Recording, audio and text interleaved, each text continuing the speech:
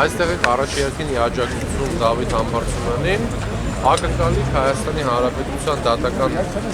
եւ իրավական համակարգի առասարակ որևէ լավ լուծում եւ ելք ես չեմ սպասում, քանի որ մենք տեսնում ենք, որ դատաիրավական համակարգը Հայաստանում ուզուրպացված է եւ դատարանները որոշումները կայացնում են քաղաքական մոտիվներով եւ քաղաքական հետապնդումներ են իրականացնում եւ քաղաքական հետապնդման գործընթացի գործիք են դարձել Նիկոլ Փաշինյանի ձեռքին։ Այստեղ ենք ասելու, որ աջակցում ենք Դավիթ Համբարձումյանին, այստեղ ենք ասելու, որ չենք համակերպվում օրվա կառավարչի գործողությունների հետ եւ այստեղ ենք ասելու, որ միասնականությամբ միայն կարող ենք հաղթել այս իրավիճակը։ Այսինքն իրավիճակ է, որ հստակ գործողություններ են արվում ընդդիմադիր համայնքապետերի, ընդդիմադիր գործիչների նկատմամբ շինց ու քրեական գործերի շրջանակներում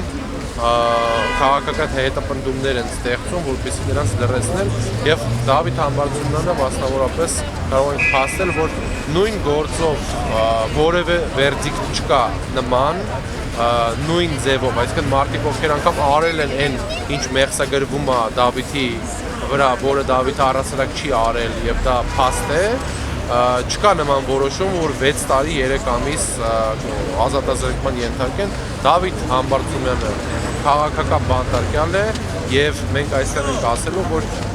Հայաստանում կան հարյուրավոր քաղաքական բանտարկյալներ եւ քաղաքական այս ռեպրեսիաները այնքան են լինելու, մինչեւ այդ տարանջատման օպերացիաները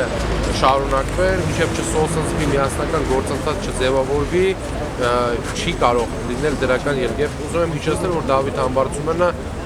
եղել է, կա եւ շարունակում է մնալ մեր իմպիչմենտի վարչապետի թեկնածու եւ վստահաբար կարող եմ պնդել, որ Դավիթին